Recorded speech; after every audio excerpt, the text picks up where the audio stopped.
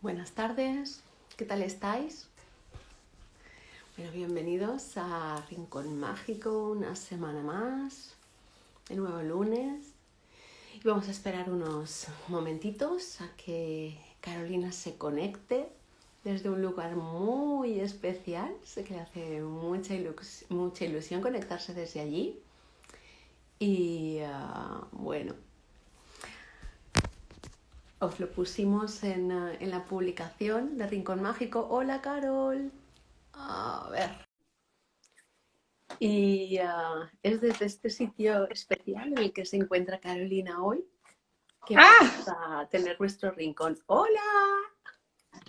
¡Hola! ¿Qué tal? ¿Me escuchas bien? Perfectamente. ¿Tú a mí? Sí, también. Súper, súper. Bienvenida a Colombia. ¡Ah! ¡Qué bien, qué bien! Ya sabía yo que antes o después yo iba a ir a Colombia. Bienvenida a Ole, Colombia. ole. Y te veo radiante, te veo disfrutando de tu tierra, ¿eh? Está guay, está guay. Está interesante la experiencia. Estoy ¿Cuánto, aquí cuánto tiempo hacía que no ibas, Carol? 5 años. Sí, sí. Y 9 Navidades. 9 Navidades que no pasaba en mi familia, con mi familia. Buah, bueno, pues Está ahí guay, está vas guay. a tope. Sí, sí. Mesecito sabroso. Qué bien. Muy bien, muy bien. Ah, pues aquí estamos, un lunes más a darle un En tu casa empujoncito. y en Sí, la mía. sí. Efectivamente, yo en mi casa, tú en la tuya, nunca mejor dicho. Y, y las dos en Macondo que la semana pasada nos dejó contentas. No, no, nos dejó así como con la cabeza vuelta un 3, pero aquí Sí, sí. seguimos.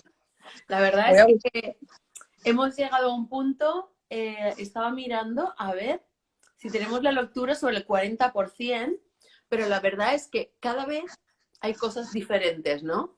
Sí. Y la semana pasada nos quedamos en ese punto donde de repente, eh, después de ver una guerra donde dos partidos totalmente opuestos están, mátame que te mataré, nunca mejor dicho, porque es una guerra, ¿vale? Es lo suyo.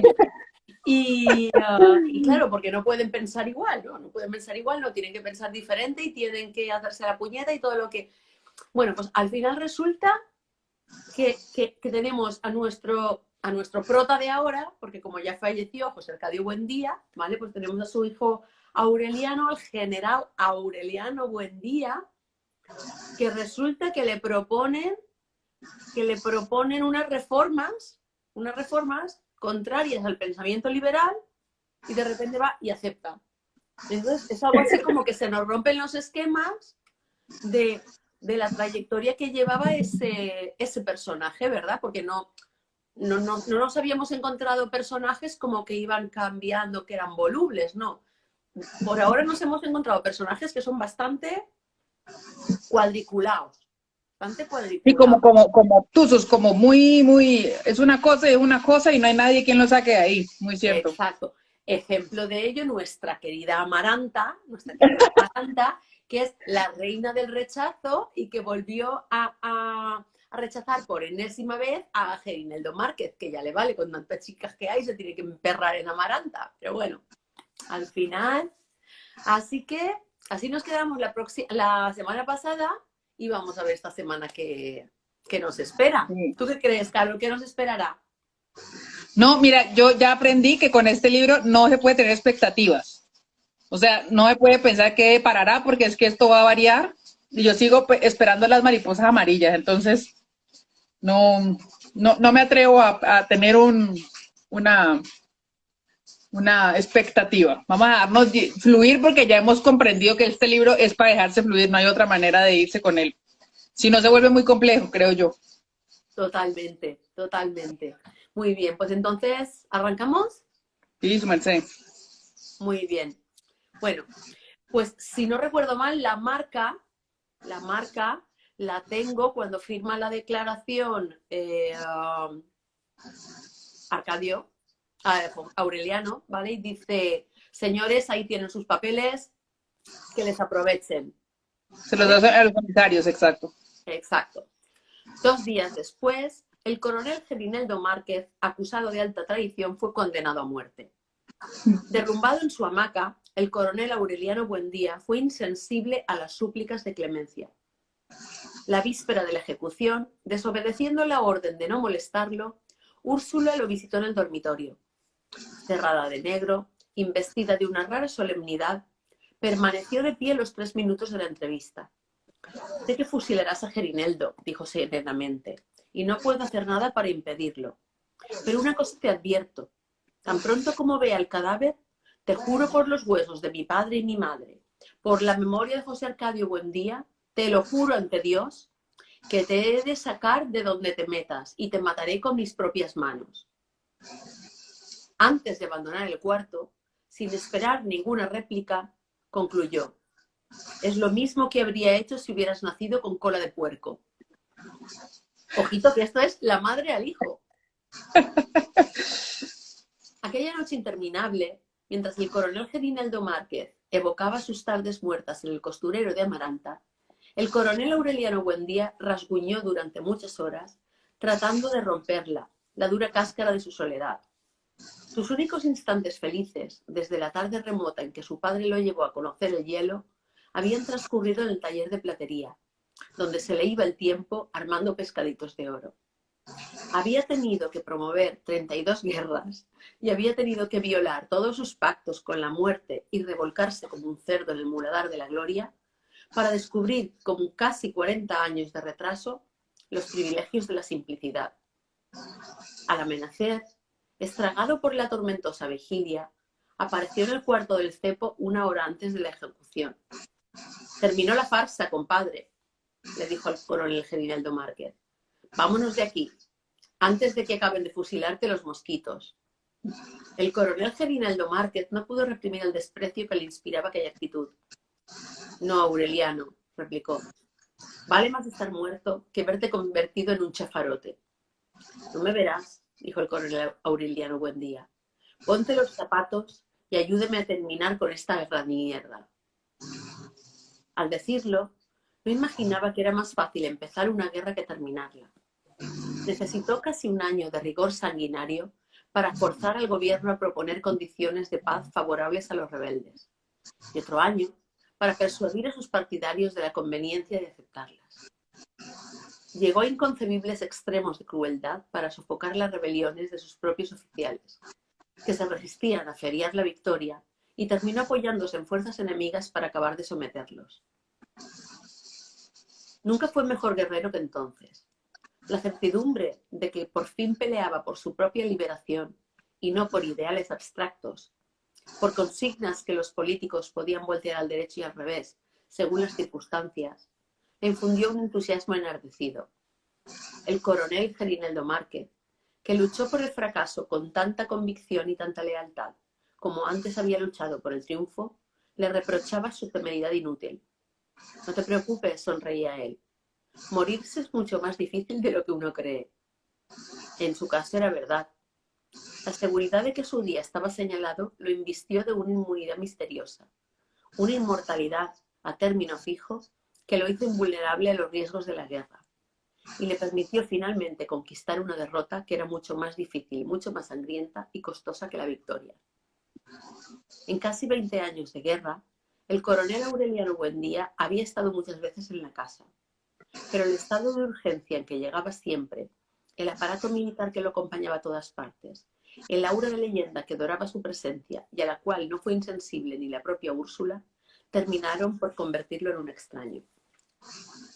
La última vez que estuvo en Macondo y tomó una casa para sus 3 concubinas, no se le vio en la suya sino 2 o 3 veces, cuando tuvo tiempo de aceptar invitaciones a comer. Remedios, la bella, y los gemelos, nacidos en plena guerra, apenas si lo conocían. Amaranta no lograba conciliar la imagen del hermano que pasó la adolescencia fabricando pescaditos de oro con la del guerrero mítico que había interpuesto entre él y el resto de la humanidad una distancia de 3 metros.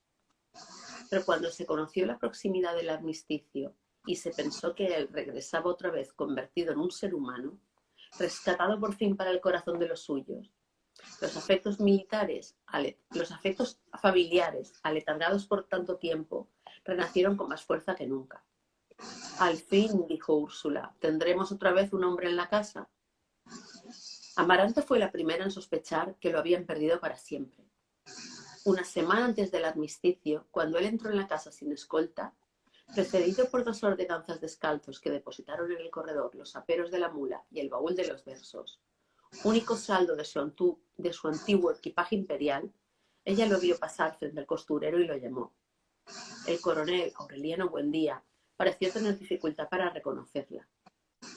Soy Amaranta, dijo ella de buen humor, feliz de su regreso, y le mostró la mano con la venda negra. Mira.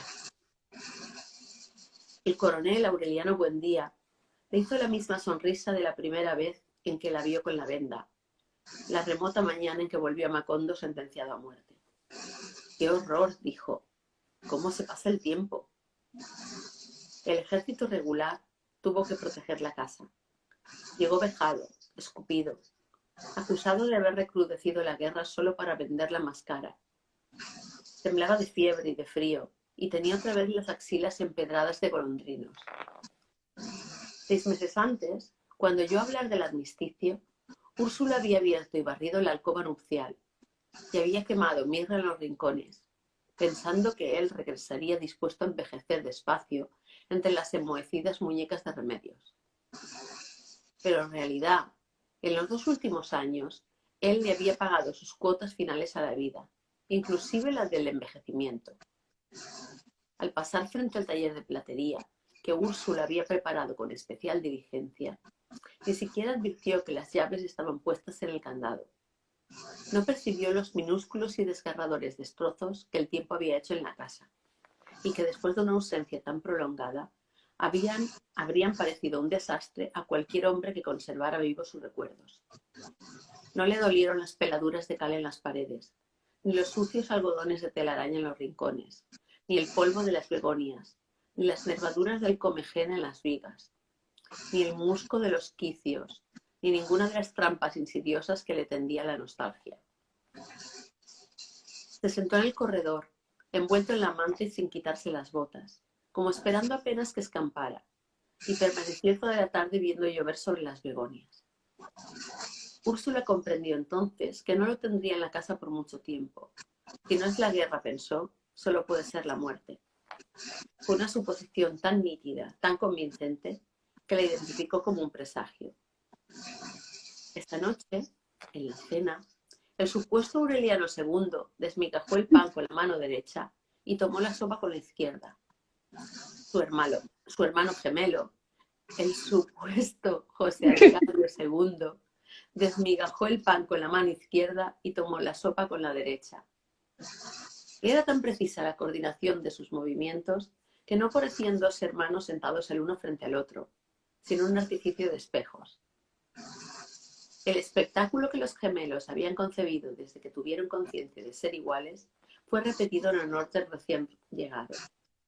Pero el coronel Aureliano Buendía no lo advirtió. Parecía tan ajeno a todo que ni siquiera se fijó en Remedios, la bella, que pasó desnuda hacia el dormitorio.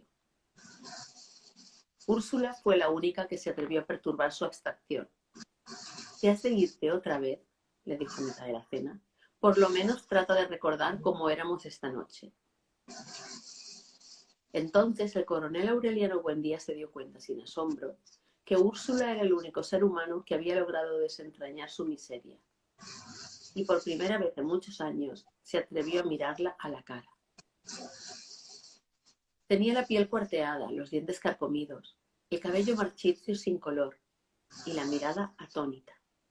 La comparó con el recuerdo más antiguo que tenía de ella, la tarde en que él tuvo el presagio de que una olla de caldo hirviendo iba a caerse de la mesa, y la encontró despedazada. En un instante descubrió los arañazos, los verdugones, las mataduras, las úlceras cicatrices que había dejado en ella más de medio siglo de vida cotidiana, y comprobó que esos estragos no suscitaban en él ni siquiera un sentimiento de piedad. Hizo entonces un último esfuerzo para buscar en su corazón el sitio donde se le habían podrido los afectos, y no pudo encontrarlo.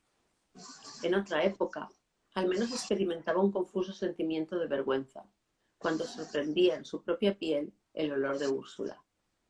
Y en más de una ocasión sintió sus pensamientos interferidos por el pensamiento de ella. Pero todo eso había sido arrasado por la guerra. La propia Remedios, su esposa, era en aquel momento la imagen borrosa de alguien que pudo haber sido su hija. Las incontables mujeres que conoció en el desierto del amor y que dispersaron su simiente en todo el litoral no habían dejado rastro alguno en sus sentimientos.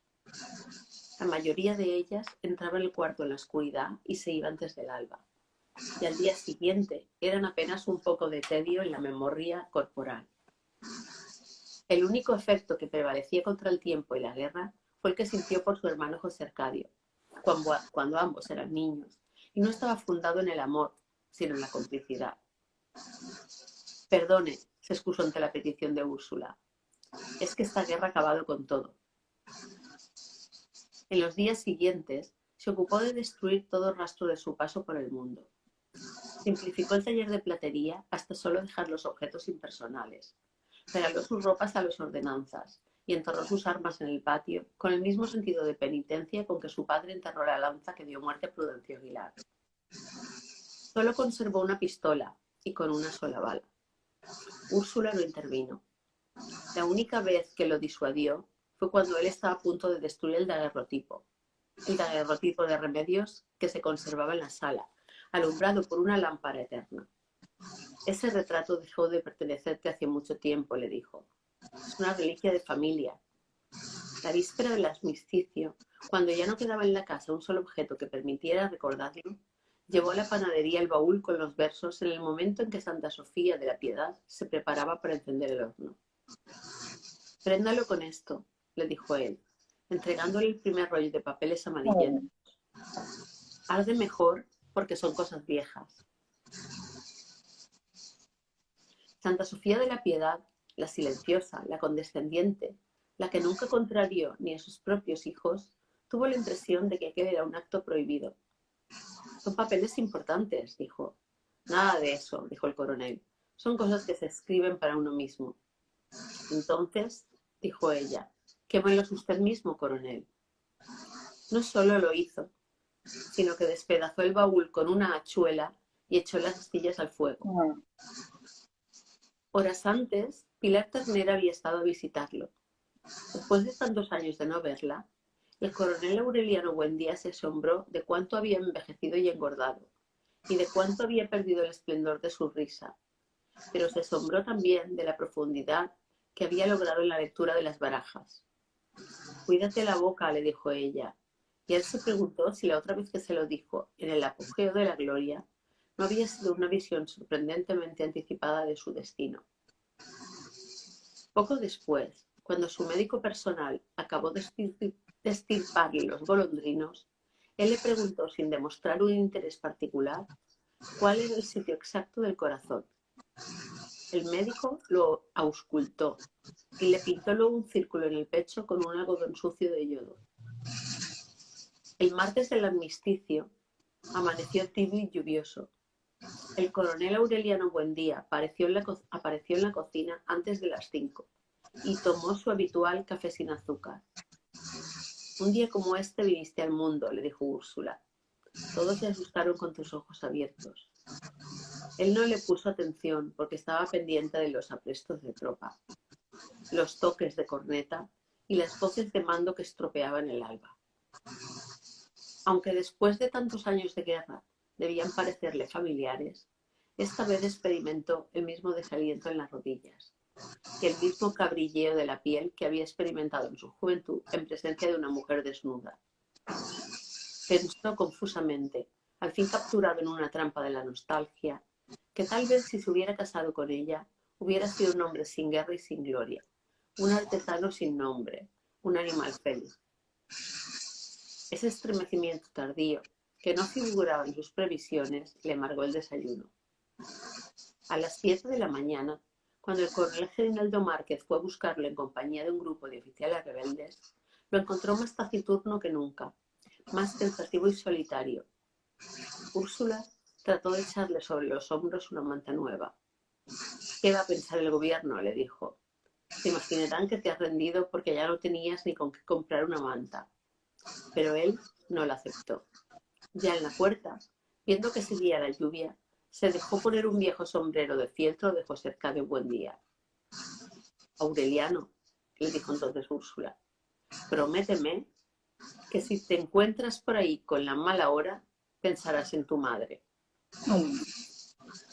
Él le hizo una sonrisa distante, levantó la mano con todos los dedos extendidos y sin decir una palabra abandonó la casa y se enfrentó a los gritos, vituperios y blasfemias que habían de perseguirlo hasta la salida del pueblo. Úrsula pasó la tranca en la puerta, decidida a no quitar el resto de su vida. Nos pudriremos aquí dentro, pensó. Nos volveremos ceniza en esta casa sin hombres, pero no le daremos a este pueblo miserable el gusto de vernos llorar. Estuvo toda la mañana buscando un recuerdo de su hijo en los más secretos rincones y no pudo encontrarlo. El acto se celebró a 20 kilómetros de Macondo, a la sombra de una ceiba gigantesca, en torno a la cual había de fundarse más tarde el pueblo de Neerlandia. Los delegados del gobierno y de los partidos, y la comisión rebelde que entregó las armas, fueron servidos por un bullicioso grupo de novicias de hábitos blancos, que parecían un revuelo de palomas asustadas por la lluvia. El coronel Aureliano Buendía llegó en una mula embarrada. Estaba sin afeitar, más atormentado por el dolor de los golondrinos que por el inmenso fracaso de sus sueños, pues habían llegado al término de toda esperanza, más allá de la gloria y de la nostalgia de la gloria. De acuerdo con lo dispuesto por él mismo, no hubo música, ni cohetes, ni campanas de júbilo, ni vítores, ni ninguna otra manifestación que pudiera alterar el carácter luctuoso del armisticio. Un fotógrafo ambulante, que tomó el único retrato suyo que hubiera podido conservarse, fue obligado a destruir las placas sin revelarlas. El acto duró apenas el tiempo indispensable para que se estamparan las firmas. En torno de la rústica mesa colocada en el centro de una remandada carpa de circo, donde se sentaron los delegados, estaban los últimos oficiales que permanecieron fieles al coronel Aureliano Buendía. Antes de tomar las firmas, el delegado personal del presidente de la República trató de leer en voz alta el acta de la rendición, pero el coronel Aureliano Buendía se opuso. No perdamos el tiempo en formalismos, dijo, y se dispuso a firmar los pliegos sin leerlos. Uno de sus oficiales rompió entonces el silencio soporífero de la carpa. Coronel, dijo, háganos el favor de no ser el primero en firmar. El coronel Aureliano Buendía accedió. Cuando el documento dio la vuelta completa a la mesa, en medio de un silencio tan nítido que habían podido descifrarse las firmas por el garrapateo de la pluma en el papel, el primer lugar estaba todavía en blanco. El coronel Aureliano Buendía se dispuso a ocuparlo. Coronel, dijo entonces otro de sus oficiales, todavía tiene tiempo de quedar bien. Sin inmutarse, el coronel Aureliano Buendía firmó la primera copia. No había acabado de firmar la última cuando apareció en la puerta de la carpa un coronel rebelde llevando del cabestro una mula cargada con 2 baúles. A pesar de su extremada juventud, tenía un aspecto árido y una expresión paciente. Era el tesorero de la Revolución en la circunscripción de Macondo. Había hecho un penoso viaje de 6 días, arrastrando a la mula muerta de hambre, para llegar a tiempo al armisticio. Con una parsimonia exasperante, descargó los baúles, los abrió y fue poniendo en la mesa, uno por uno, 72 ladrillos de oro. Nadie recordaba la existencia de aquella fortuna. En el desorden del último año, cuando el mando central saltó en pedazos y la revolución degeneró en una sangrienta rivalidad de caudillos, era imposible determinar ninguna responsabilidad. El oro de la rebelión, fundido en bloques que luego fueron recubiertos de barro cocido, quedó fuera de todo control. El coronel Aureliano Buendía hizo incluir los 72 ladrillos de oro en el inventario de la rendición y clausuró el acto sin permitir discursos. El escuálido adolescente permaneció frente a él, mirándolo a los ojos con sus serenos ojos color de almíbar. ¿Algo más?, le preguntó el coronel Aureliano Buendía. El joven coronel apretó los dientes. El recibo, dijo. El coronel Aureliano Buendía se lo extendió de su puño y letra. Luego tomó un vaso de limonada y un pedazo de bizcocho que repartieron las novicias y se retiró a una tienda de campaña que le habían preparado por si quería descansar. Allí se quitó la camisa, se sentó en el borde del catre y a las 3:15 de la tarde se disparó un tiro de pistola en el círculo de yodo que su médico personal le había pintado en el pecho.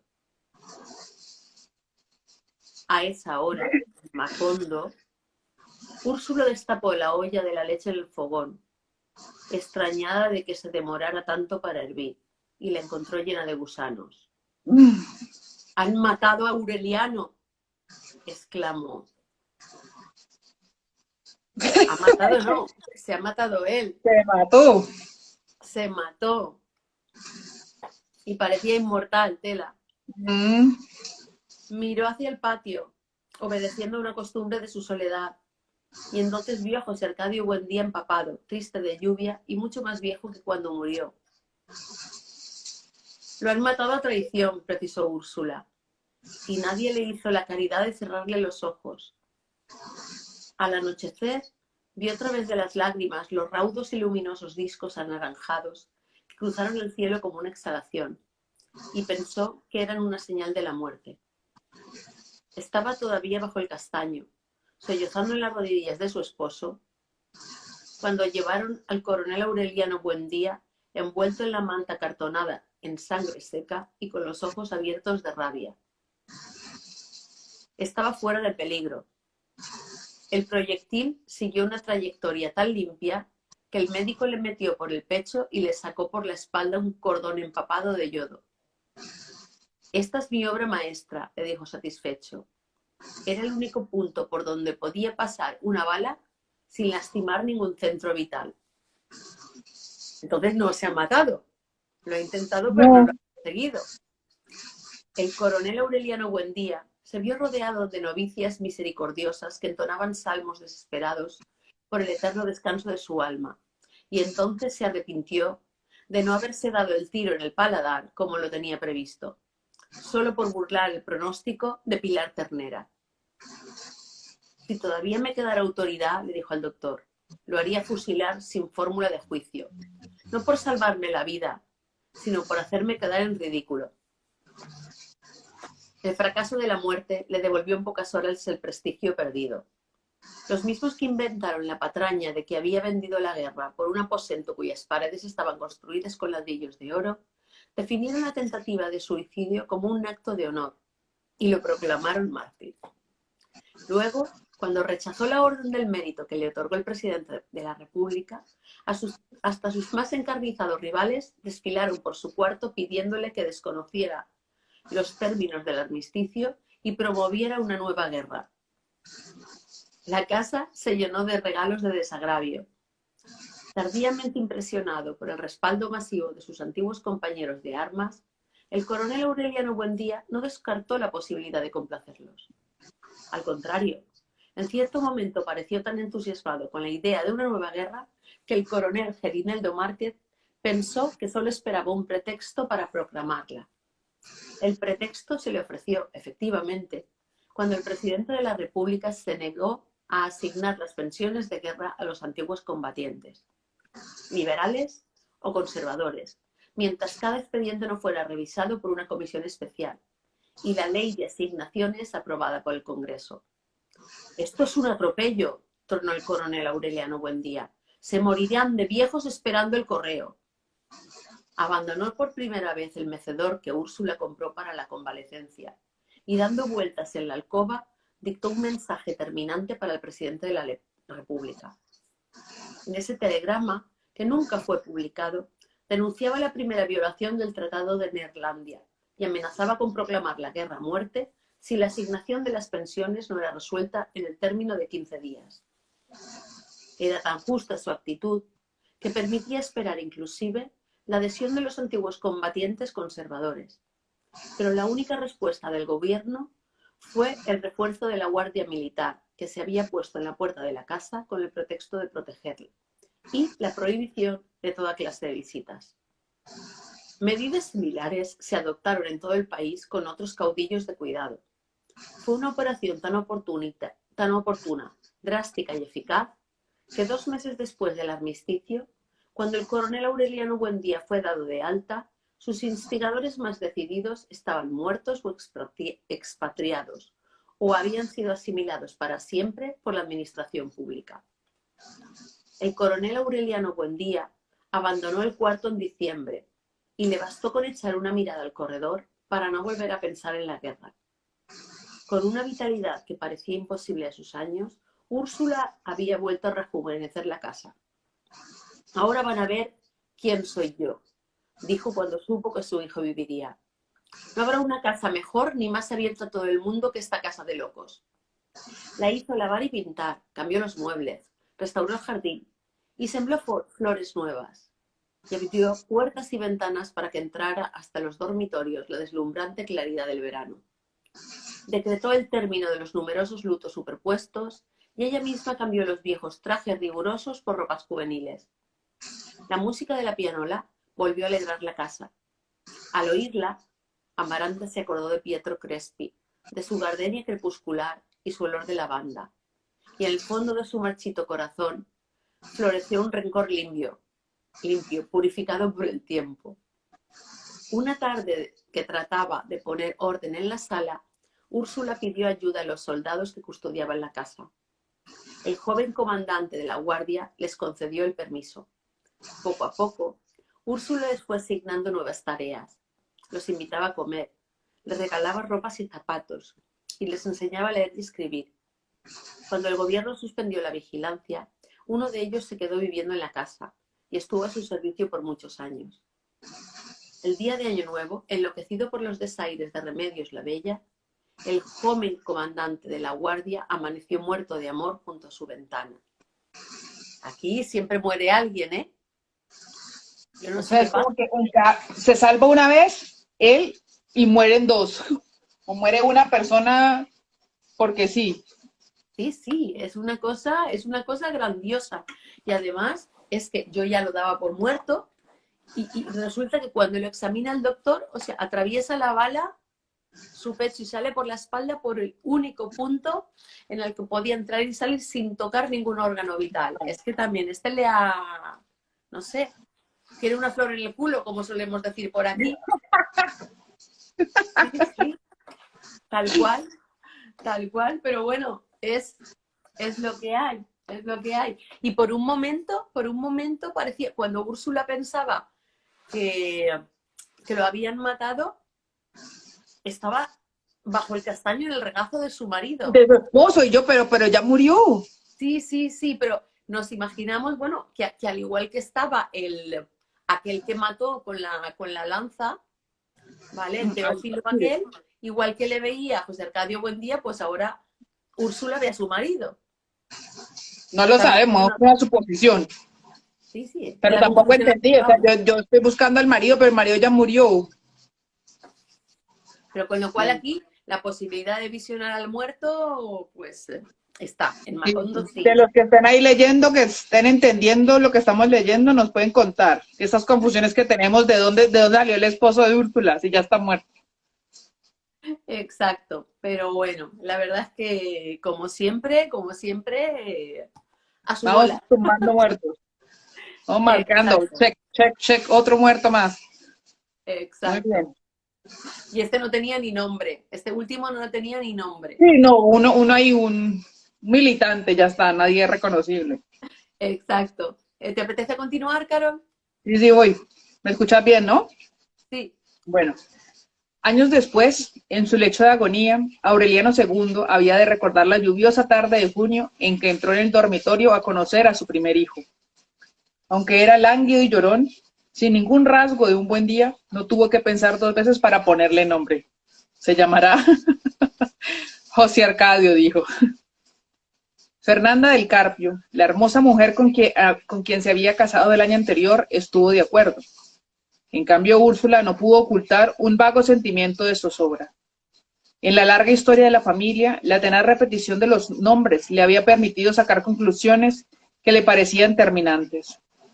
Mientras los aurelianos eran retraídos, pero de mentalidad lúcida, los José Arcadio eran impulsivos y emprendedores, pero estaban marcados por un signo trágico. Detalle importante, ¿no? Que lo expliquen. Ujú. Los únicos casos de clasificación imposible eran los José Arcadio II y Aureliano II. Fueron tan parecidos y traviesos durante la infancia que ni la propia Santa Sofía de la Piedad podía distinguirlos. El día del bautismo, Amaranta les puso esclavas en con sus respectivos nombres y los vistió con ropas de colores distintos marcadas con las iniciales de cada uno, pero cuando empezaron a asistir a la escuela optaron por cambiarse la ropa y las esclavas y por llamarse ellos mismos con los nombres cruzados. El maestro Melchor Escalona, acostumbrado a conocer a José Arcadio II por la camisa verde, perdió los estribos cuando descubrió que éste tenía la esclava de Aureliano II y que el otro decide llamarse, sin embargo, Aureliano II, a pesar de que tenía la camisa blanca y la esclava marcada con el nombre de José Arcadio II. Desde entonces no se sabía con certeza quién era quién. Aun cuando crecieron y la vida los hizo diferentes, Úrsula seguía preguntándose si ellos mismos no habrían cometido un error en algún momento de su intrincado juego de confusiones y habían quedado cambiados para siempre. Hasta el principio de la adolescencia fueron dos mecanismos sincrónicos. Despertaban al mismo tiempo, sentían deseos de ir al baño a la misma hora, sufrían los mismos trastornos de salud y hasta soñaban las mismas cosas. En la casa, donde se creía que coordinaban sus actos por el simple deseo de confundir, nadie se dio cuenta de la realidad hasta un día en que Santa Sofía de la Piedad le dio a uno un vaso de limonada y más tarde en probarlo que el otro, y más tardó en probarlo que el otro en decir que le faltaba azúcar. Santa Sofía de la Piedad, que en efecto había olvidado ponerle azúcar a la limonada, se lo contó a Úrsula. Así son todos, dijo ella, sin sorpresa, locos de nacimiento. El tiempo acabó por desordenar las cosas. El que en los juegos de confusión se quedó con el nombre de Aureliano II se volvió monumental como el abuelo, y el que se quedó con el nombre de José Arcadio II se volvió óseo como el coronel, y lo único que conservaron en común fue el aire solitario de la familia.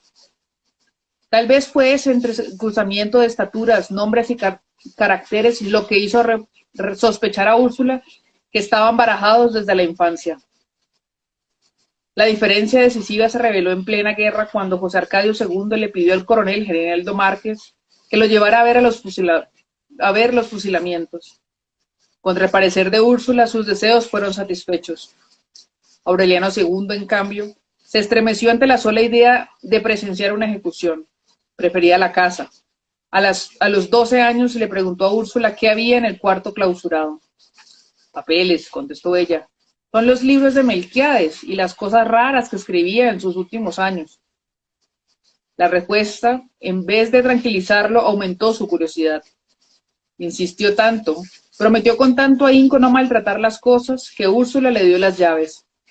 Nadie había vuelto a entrar al cuarto desde que sacaron el cadáver de Melquíades y pusieron en la puerta el candado cuyas piezas se soltaron con la herrumbre. Pero cuando Aureliano II abrió las ventanas, entró una luz familiar que parecía acostumbrada a iluminar el cuarto todos los días, y no había el menor rastro de polvo o telaraña, sino que todo estaba barrido y limpio, mejor barrido y más limpio que el día del entierro. Y la tinta no se había secado en el tintero, ni el óxido había alterado el brillo de los metales, ni se había extinguido el rescoldo de Atanor donde José Arcadio Buendía vaporizó el mercurio. En los anaqueles estaban los libros empastados en una materia cartonada y pálida como la piel humana curtida, y estaban los manuscritos intactos. A pesar del encierro de muchos años, el aire parecía más puro que el del resto de la casa. Todo era tan reciente que varias semanas después, cuando Úrsula entró al cuarto con un cubo de agua y una escoba para lavar los pisos, no tuvo nada que hacer. Aureliano II estaba abstraído en la lectura de un libro.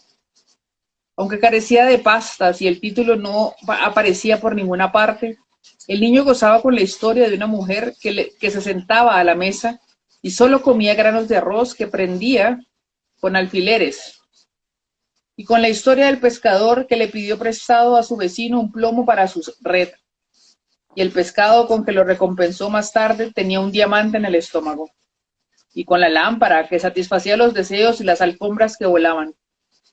Asombrado, le preguntó a Úrsula si todo aquello era verdad, y ella le contestó que sí, que muchos años antes de los gitanos llevaban a Macondo las lámparas maravillosas y las esteras voladoras. Lo que pasa, suspiró, es que el mundo se va acabando poco a poco y ya no vienen esas cosas. Cuando terminó el libro, muchos de cuyos cuentos estaban inconclusos porque faltaban páginas, Aureliano II se dio a la tarea de descifrar los manuscritos. Fue imposible. Las letras parecían ropa puesta a secar en un alambre y se asemejaban más a la escritura musical que a la literatura. Un mediodía ardiente, mientras escrutaba los manuscritos, sintió que no estaba solo en el cuarto. Contra la reverberación de la ventana, sentado con las manos en las rodillas, estaba Melquíades. No tenía más de 40 años. Llevaba el mismo chaleco anacrónico y el sombrero de alas de cuervo, y por las sienes pálidas chorreaba la grasa del cabello derretida por el calor. ¡Guácala! Como lo vieron derretida por el calor, como lo vieron Aureliano y José Arcadio cuando eran niños. Aureliano II lo reconoció de inmediato porque aquel recuerdo hereditario se había transmitido de generación en generación y había llegado a él desde la memoria de su abuelo. «Salud», dijo Aureliano II. «Salud, joven», dijo Melquíades. Desde entonces, durante varios años, se vieron casi todas las tardes. Melquíades le hablaba del mundo, trataba de infundirle su vieja sabiduría, pero se negó a traducir los manuscritos. Nadie debe conocer su sentido mientras no hayan cumplido 100 años, explicó. Aureliano II guardó para siempre el secreto de aquellas entrevistas. En una ocasión sintió que su mundo privado se derrumbaba porque Úrsula entró en el momento en que Melquíades estaba en el cuarto, pero ella no lo vio. ¿Con quién hablas?, le preguntó. Con nadie, dijo Aureliano II. Así era tu bisabuelo, dijo Úrsula. También él hablaba solo. José Arcadio II, mientras tanto, había satisfecho la ilusión de ver un fusilamiento. Por el resto de su vida recordaría el fogonazo lívido de los 6 disparos simultáneos y el eco del estampido que se despedazó por los montes, y la sonrisa triste y los ojos perplejos del fusilado que permaneció erguido mientras la camisa se le empapaba de sangre, y que seguía sonriendo aún cuando lo desataron del poste y lo metieron en un cajón lleno de cal. Está vivo, pensó él, lo van a enterrar vivo. Se impresionó tanto que desde entonces detestó las prácticas militares y la guerra, no por las ejecuciones, sino por la espantosa costumbre de enterrar vivos a los fusilados.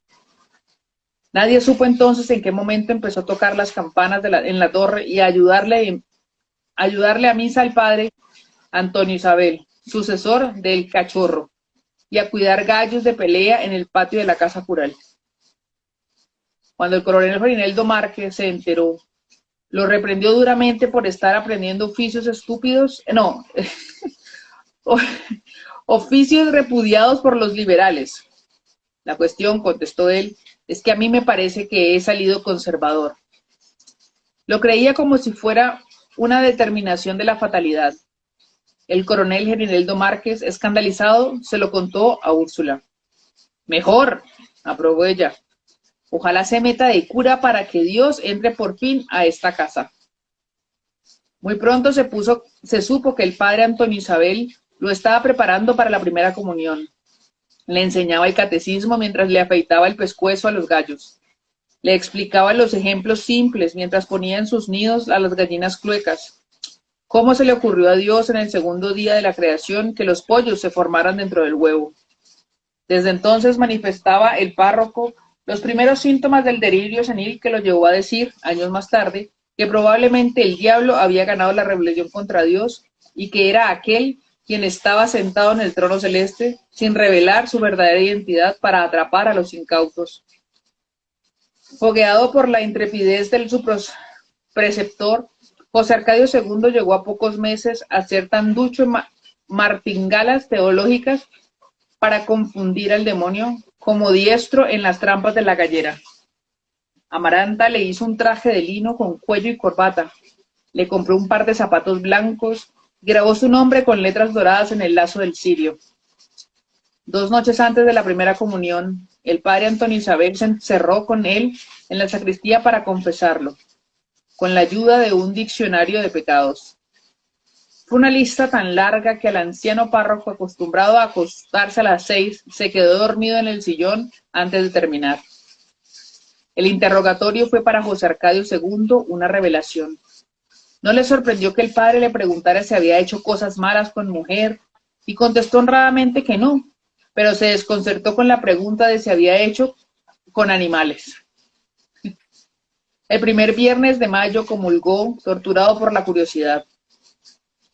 Más tarde le hizo la pregunta a Petronio, el enfermo sacristán que vivía en la torre y que según decían se alimentaba de murciélagos. Y Petronio le contestó: es que hay cristianos corrompidos que hacen sus cosas con las burras.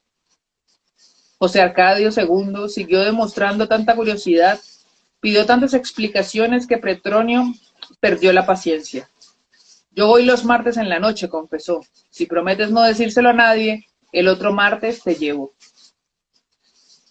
El martes siguiente, en efecto, Petronio bajó de la torre con un banquito de madera que nadie supo hasta entonces para qué servía y llevó a José Arcadio II a una huerta cercana. El muchacho se aficionó tanto a aquellas incursiones nocturnas que pasó mucho tiempo antes de que se viera en la tienda de Catarino. Se hizo hombre de gallos. Te lleva a sus animales a otra parte, le ordenó Úrsula la primera vez que lo vio entrar con sus finos animales de pelea. Ya los gallos han traído demasiadas amarguras a esta casa para que ahora vengas tú a traernos otras. José Arcadio II se los llevó sin discusión, pero siguió criándolos donde Pilar Ternera, su abuela, que puso a su disposición cuanto le hacía falta, a cambio de tenerlo en la casa. Pronto demostró en la gallera la sabiduría que le infundió el padre Antonio Isabel, y dispuso de suficiente dinero no solo para enriquecer sus crías, sino para procurarse satisfacciones de hombre. Úrsula lo comparaba en aquel tiempo con su hermano y no podía entender cómo los dos gemelos que parecían una sola persona en la infancia habían terminado por ser tan distintos. La perplejidad no le duró mucho tiempo, porque muy pronto empezó Aureliano II a dar muestras de holgazanería y disipación. Mientras estuvo encerrado en el cuarto de Melquíades, fue un hombre ensimismado, como lo fue el coronel Aureliano Buendía en su juventud. Pero poco antes del Tratado de Neerlandia, una casualidad le sacó de su ensimismamiento y lo enfrentó a la realidad del mundo. Una mujer joven, que andaba vendiendo números para la rifa de un acordeón, lo saludó con mucha familiaridad. Aureliano II no se sorprendió porque ocurría con frecuencia que lo confundieran con su hermano, pero no aclaró el equívoco, ni siquiera cuando la muchacha trató de ablandarle el corazón con lloriqueos y terminó por llevarlo a su cuarto. Le tomó tanto cariño desde aquel primer encuentro que hizo trampas en la rifa para que él se ganara el acordeón. Al cabo de 2 semanas, Aureliano II se dio cuenta de que la mujer se había estado acostando alternativamente con él y con su hermano, creyendo que eran el mismo hombre, y en vez de aclarar la situación, se las arregló para prolongarla. No volvió al cuarto de Melquíades. Pasaba las tardes en el patio, aprendiendo a tocar de oídas el acordeón contra las protestas de Úrsula, que en aquel tiempo había prohibido la música en la casa a causa de los lutos, y que además menospreciaba el acordeón como un instrumento propio de los vagabundos herederos de Francisco el Hombre. Sin embargo, Aureliano II llegó a ser un virtuoso del acordeón y siguió siéndolo después de que se casó y tuvo hijos, y fue uno de los hombres más respetados de Macondo. Durante casi 2 meses compartió la mujer con su hermano. Lo vigilaba, le descomponía los planes, y cuando estaba seguro de que José Arcadio II no visitaría esa noche la amante común, se iba a dormir con ella. Una mañana descubrió que estaba enfermo. 2 días después encontró a su hermano aferrado a una viga del baño, empapado en sudor y llorando a lágrima viva, y entonces comprendió. Su hermano le confesó que la mujer lo había repudiado por llevarle lo que ella llamaba una enfermedad de la mala vida. Le contó también cómo trataba de curarlo Pilar Ternera. Aureliano II se sometió a escondidas a los ardientes lavados de permanganeto y las aguas diuréticas, y ambas se curaron por separado después de 3 meses de sufrimientos secretos. José Arcadio II no volvió a ver a la mujer. Aureliano II obtuvo su perdón y se quedó con ella hasta la muerte. Se llamaba Petra Cotes. Había llegado a Macondo en plena guerra, con un marido ocasional que vivía de las rifas, y cuando el hombre murió, ella siguió con el negocio. Era una mulata limpia y joven, con unos ojos amarillos y almendrados que le daban a su rostro la ferocidad de una pantera, pero tenía un corazón generoso y una magnífica vocación por el amor, para el amor. Cuando Úrsula se dio cuenta de que José Arcadio II era gallero y Aureliano II tocaba el acordeón en las fiestas ruidosas de su concubina, creyó enloquecer de confusión. Era como si en ambos se hubiera concentrado los defectos de la familia y ninguna de sus virtudes. Entonces decidió que nadie volviera a llamarse Aureliano y José Arcadio. Sin embargo, cuando Aureliano II tuvo su primer hijo, no se atrevió a contrariarlo. De acuerdo, dijo Úrsula, pero no hay opción. Yo me encargo de criarlo. Aunque ella era centenaria y estaba a punto de quedarse ciega por las cataratas, conservaba intacto el dinamismo físico, la integridad del carácter y el equilibrio mental. Nadie mejor que ella para formar al hombre virtuoso que había de respetar el prestigio de la familia. Un hombre que ninguna hubiera oído hablar de la guerra. Los gallos de pelea, las mujeres de mala vida y las empresas delirantes. 4 calamidades que, según pensaba Úrsula, habían determinado la decadencia de su estirpe. Este será cura, prometió solemnemente. Y si Dios me da vida, ha de llegar a ser papa. Todos rieron al oírla, no solo en el dormitorio, sino en toda la casa, donde estaban reunidos los bulliciosos amigotes de Aureliano II. La guerra, relegada al desván de los malos recuerdos, fue momentáneamente evocada con los taponazos del champaña. A la salud del Papa, brindó Aureliano II. Los invitados brindaron a coro. Luego, el dueño de la casa tocó el acordeón, se reventaron cohetes y se ordenaron tambores de júbilo para el pueblo. En la madrugada, los invitados ensopados en champaña sacrificaron 6 vacas y las pusieron en la calle a disposición de la muchedumbre. Nadie se escandalizó. Desde que Aureliano II se hizo cargo de la casa, aquellas festividades eran cosa corriente, aunque no existiera un motivo tan justo como el nacimiento de un papa. En pocos años, sin esfuerzo, a puros golpes de suerte, había acumulado una de las más grandes fortunas de la ciénaga, gracias a la proliferación sobrenatural de sus animales. Sus yeguas parían trillizos, las gallinas ponían 2 veces por día, y los cerdos engordaban con tal desenfreno que nadie podía explicarse tan desordenada fecundidad. Como no fuera por arte de magia, economiza ahora, le decía Úrsula a su atolondrado bisnieto. Esta suerte no te va a durar toda la vida. Pero Aureliano II no le ponía atención. Mientras más destapaba champaña para ensopar a sus amigos, más alocadamente parían sus animales y más se convencía él de que su buena estrella no era cosa de su conducta, sino de la influencia de Petra Cotes, su concubina, cuyo amor tenía la virtud de exasperar a la naturaleza. Tan persuadido estaba de que era ese el origen de su fortuna, que nunca tuvo a Petra Cotes lejos de sus crías. Y aun cuando se casó y tuvo hijos, siguió viviendo con ella con el consentimiento de Fernanda. Sólido, monumental como sus abuelos, pero con un gozo vital y una simpatía irresistible que ellos no tuvieron, Aureliano II apenas sí tenía tiempo de vigilar sus ganados. Le bastaba con llevar a Petra Cotes a sus criaderos y pasearla a caballo por sus tierras para que todo animal marcado con su hierro sucumbiera a la peste irremediable de la proliferación. Como todas las cosas buenas que les ocurrieron en su larga vida, aquella fortuna desmandada tuvo origen en la casualidad. Hasta el fin de las guerras, Petra Cotes seguía sosteniéndose con el producto de sus rifas y Aureliano II se las arreglaba para saquear de vez en cuando las alcancías de Úrsula. Formaban una pareja frívola, sin más preocupaciones que la de acostarse todas las noches, aún en las fechas prohibidas, y retosar en la cama hasta el amanecer. Esa mujer ha sido su perdición, le gritaba Úrsula al bisnieto cuando le veía entrar a la casa como un sonámbulo. Te tiene tan embobado que un día de estos te veré torciéndote de cólicos con un sapo metido en la barriga.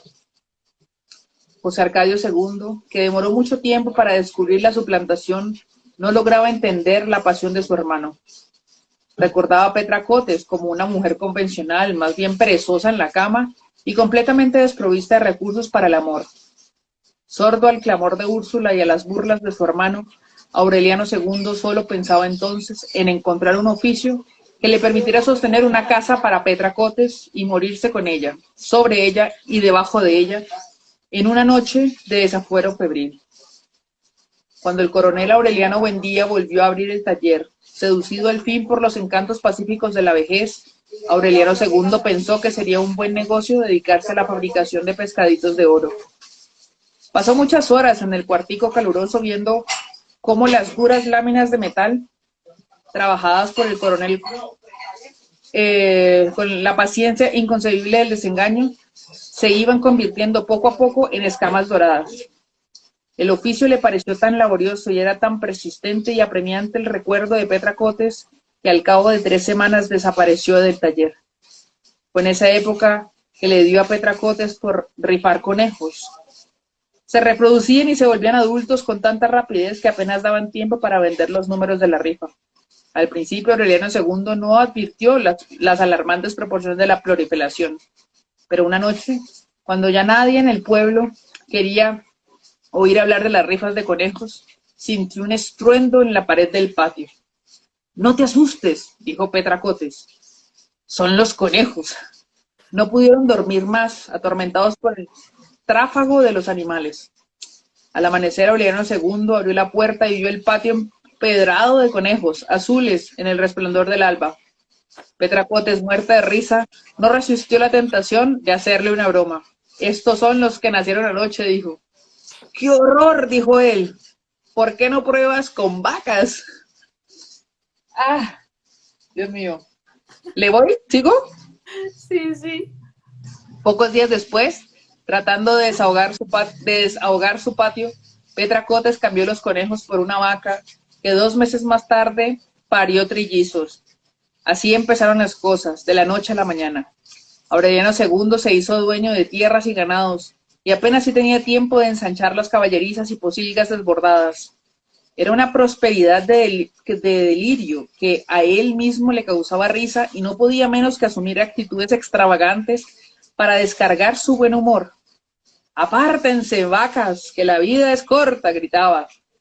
Úrsula se preguntaba en qué enredo se había metido, si no estaría robando, si no había terminado de volverse cuartrero, y cada vez que lo veía destapando champaña por el puro placer de echarse la espuma por la cabeza, le reprochaba a gritos el desperdicio. Lo molestó tanto que un día, en que Aureliano II amaneció con el humor rebosado, apareció con un cajón de dinero, una lata de engrudo y una brocha, y cantando a voz en cuello las viejas canciones de Francisco el Hombre, empapeló la casa por dentro y por fuera y de arriba abajo con billetes de a peso. La antigua mansión pintada de blanco desde los tiempos en que llevaron a la pianola adquirió el aspecto equívoco de una mezquita. En medio del alboroto de la familia, del escándalo de Úrsula, del júbilo del pueblo que abarrotó la calle para presenciar la glorificación del despilfarro, Aureliano II terminó por empapelar desde la fachada hasta la cocina, inclusive los baños y dormitorios, y arrojó los billetes sobrantes en el patio. Ahora, finalmente, espero que nadie en esta casa me vuelva a hablar de plata. ¡Ole! Y ya, es como que ya, te pinto la casa, te los pego pues. Ese es el punto, ese es el punto. ¿Qué te parece si nos quedamos con la imagen de el patio ajedrezado de conejos azules? Luego las vacas La que casa parían de Úrsula trillizos. pintada de color de billetes. Sí, y luego la casa llena de billetes. O sea, es que la imaginación ya no da para más. Pero acaba de hacer una fiesta, o sea, por fin como que tengo una sensación de festividad en la historia. Como que por fin llegó algo emocionante, alegre, Sí, sí. de nuevo inexplicable, por lo menos alegre. Sí, sí. Y así como un poco loco, ¿no? En plan visual. Así como boom, boom, boom, boom, boom. Muy creativo, como muy creativo el personaje pues, además, imagínate, tu patio lleno de conejos, vas y a los dos de tener una vaca, ya tenés 3 terneros, o sea, es una cosa, personaje divertido, Sí, sí, la verdad bollante. es que es un puntito que creo que lo recibimos con mucha alegría, porque le da un aire Lo diferente. agradecemos, agradezco un poquito de alegría en la historia, Sí, sí, porque demasiada veníamos, muerte y tragedia. claro, veníamos con los pasajes de la guerra y tal y cual, que eran así como un poco densos, un poco Un poquito densos. de nosotros. Sí, A ver sí, si así ahora que sí llegan las mariposas amarillas. no sé, no sé, no, sabes que no nos podemos, No, no, no, pero a ver si no ahora podemos sí confiar. entendemos por qué. Exacto, exacto. Pero bueno, lo recibimos con una sonrisa y es una manera bonita de concluir nuestro Total, rincón total. mágico de hoy. ¿Te parece? Sí, sí, total, total. Está buenísimo. Me gustó leerlo, me gustó como ubicarme un poco en el nuevo cuadro. Además que esa situación de los dos hermanos, la complicidad de cambiarse, a tal punto de no poder saber quién es quién también, me parece una experiencia interesante y bueno, sí, Sí, sí, está bueno, está como que empezó una nueva era exacto. en Ah, nuestra historia, así que vamos a ver. qué bien, qué bien. Pues nada, hasta aquí nuestro rincón mágico de Con hoy en esto y esta un ocasión. bizcocho, hasta el Exacto. próximo lunes a las 8. En esta ocasión, pues rincón mágico muy especial porque no solo nuestra lectura está en Colombia, sino que Caro también está ahí, Estoy en Caro que está Colombia. en Cali. Sí, total. Ya me ha Ahorita dado un estoy en mi poquito. finquita, pero está chévere. Estoy ya con mi familia y es una cosa muy rica. Así que un grato rincón mágico justo leyendo esta obra, pues que es de acá y tal. Así que muy, muy contenta. Estupendo, estupendo. Sí. Pues daros las gracias a todos los que nos habéis acompañado, aunque sea un ratito, a los que nos escuchéis, nos veáis en diferido. Y como siempre os decimos, por favor, hacerle llegar, hacerle conocer a aquellas personas que puedan gustar de asistir a una lectura o de simplemente de escucharla en diferido, pues a aquellas personas, ¿no? Hacerles llegar nuestro rincón mágico, porque lo que para vosotros, que igual sí que os gusta, ¿no? Pero a lo mejor hay a quien esto le tocó un pie, para otra persona puede ser una manera de, no sé, de conocer la historia o de simplemente pasar un ratito agradable, de distraerse y quién sabe, ¿no? ¿Quién sabe? O sea, no lo hagas por ti, hazlo por otra persona. Total, total. Eso es lo que Claro, siempre decimos, ¿no? Comparte. Que está bien que no le guste o que no lo disfrutes igual que nosotros, está perfecto, pero entonces compártelo, igual puedes ayudar, darle ese regalito a alguien, sobre todo en esta época donde mucha gente pues tiene libre, no sé, y de pronto quiere pues por lo menos escuchar algo diferente, algo que no está ocurriendo en el día a día y que pues a nosotros nos hace mucha ilusión compartir ese espacio con todos y nosotros lo divertimos entre nosotras, pero pues es también muy chévere saber que otras personas también se pueden divertir. Como siempre, dejarles la invitación a participar, a entrar aquí, a leer con nosotros si es que tienen el libro. Si no tienen el libro y quieren entrar a simplemente estar con nosotros y hacer como este círculo, pues sería muy genial. Y nada, la próxima semana estamos en mi casa, invitarlos a mi casita. No tengo idea cómo va a ser esta vez, dónde voy a estar, pero en mi casa, aquí en mi cuenta por Instagram.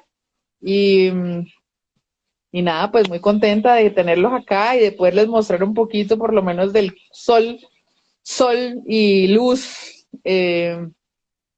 colombiana. Acá son las 2 de la tarde. Entonces es muy raro porque yo siempre he hecho Rincón Mágico y todas las cosas en la noche y ahorita estoy como en el pasado. O sea, tú estás en el presente y yo estoy acá en el pasado y se siente curioso, pues es una experiencia nueva para Rincón Mágico. El verano lo tuvimos una horita, pero era una horita sí, de diferencia, pero ahorita son 6, entonces es una cosa bien distinta y me parece muy bonito que en Rincón Mágico podamos tener este tipo de experiencias, chéverísimo. claro Así que que sí. bueno, Que sí. sorpresa para el próximo lunes, a ver dónde vamos a estar, Exacto. Ya veremos, ya veremos. ya veremos. Bueno, pues estupendo. Pues lo dicho, dejarnos vuestro comentario, vuestro feedback, si tenéis alguna sugerencia para cuando acabemos 100 años de soledad, nosotros prometemos tenerlo en cuenta, valorarlo y ya veremos. Y Total. ahora sí, con esto y un bizcocho, hasta el próximo lunes A a las las 8. 8.